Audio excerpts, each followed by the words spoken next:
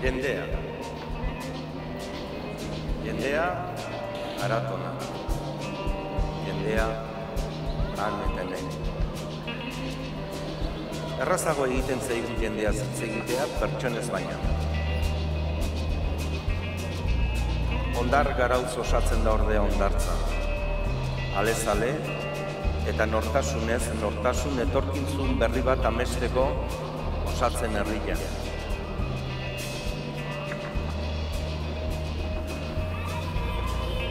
Somatzen alduzue. ¿Lo percibís? Las plazas de nuestros pueblos respiran al ritmo de nuestros corazones. Se escucha claro y contundente el latido del corazón de cada persona que nos hemos reunido en el BEC.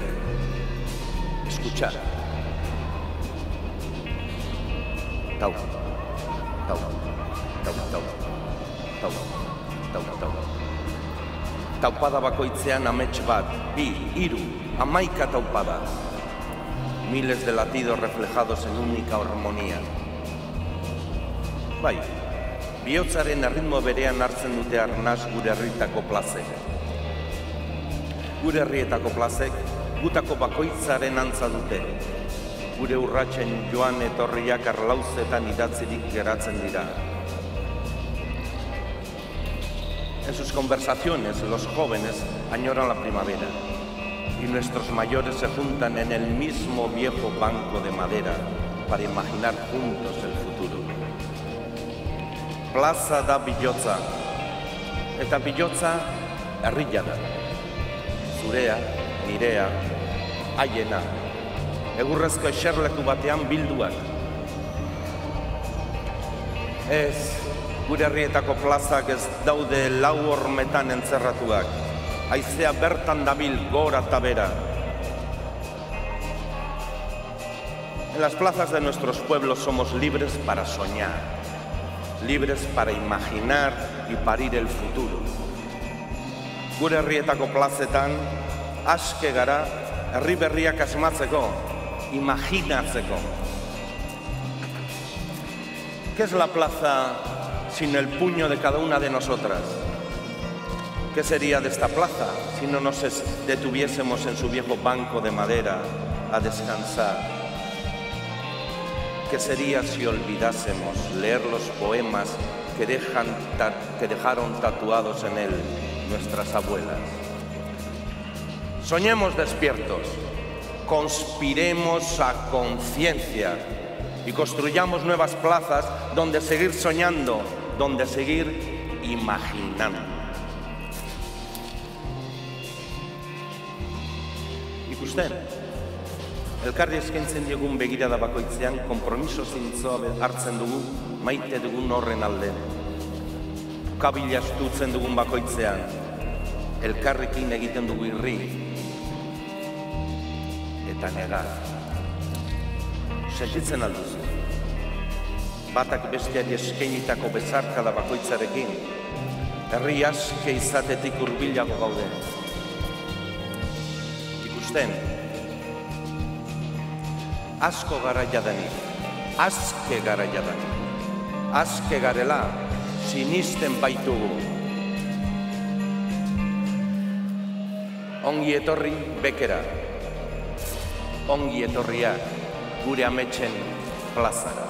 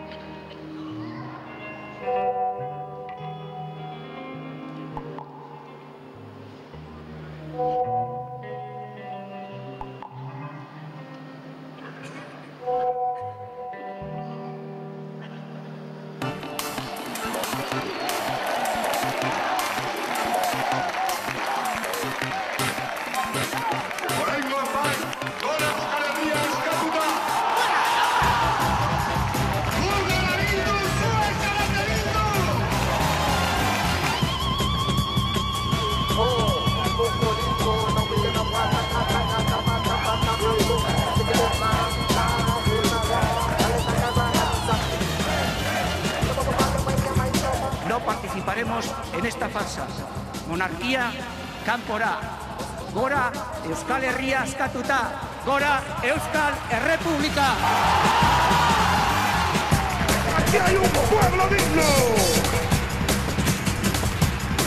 Irlandan bezala akordioarekin gatazka politikoa bukatzea zenuten, baina gatazka Eskozian, Flandian, Quebecen eta Katalunian bezala bukatzea erabaki dute. Hots independentzia zuzenean.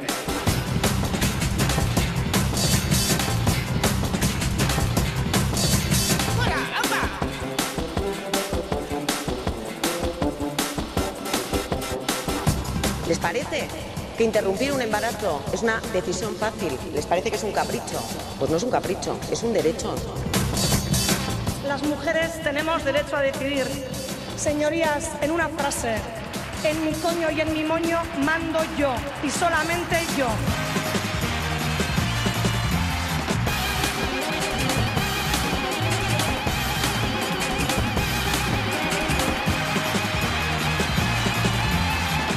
Espainiar estatuari xake emate, independentzia 20 mugimendutan, 10.000 peoi beltzek urrats bat aurrera.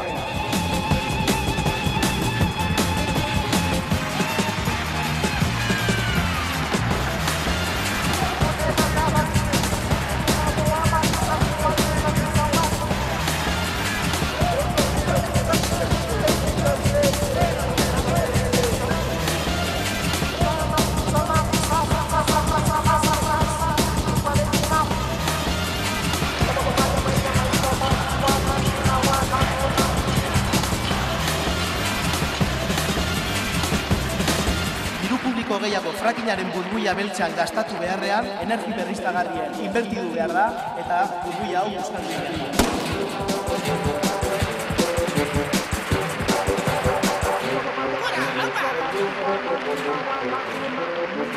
Laguno, eman egurre irabaztera goaz, eskerrik asko!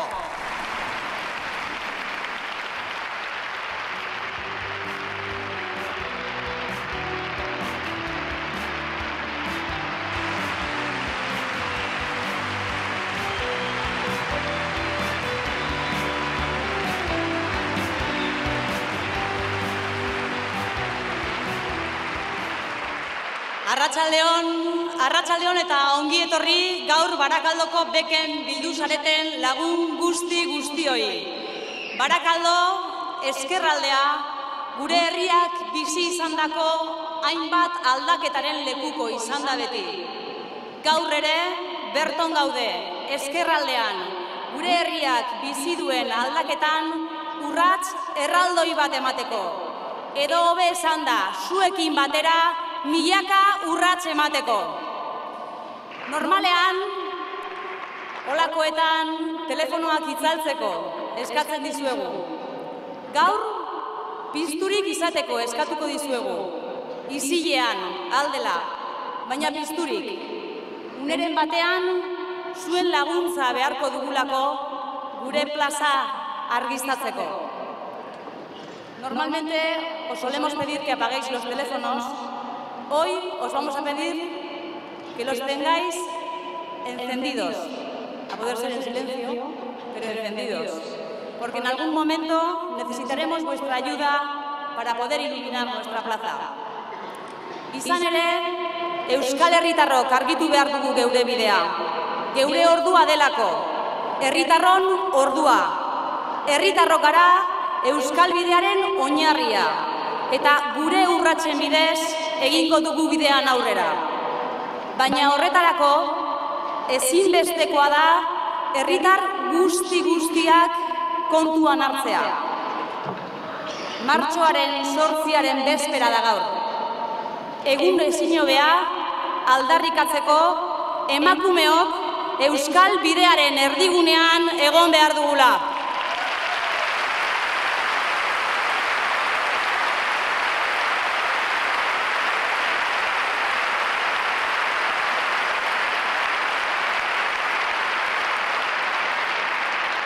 Herritar guztioi dagokigu protagonista bihurtzea, oraina geure egitea.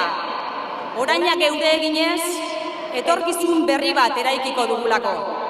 Eta dudabarik, horretan protagonismo berezia dute gazteek, geure herriaren etorkizuna diren gazteek. Emakumeak eta gazteak erdigunean kokatu behar ditu euskal bideak. Horretaz guztia hitz egiteko, Irunberritik etorritako emakume gazte bat dago gurekin, aurrera Garazi Labiano.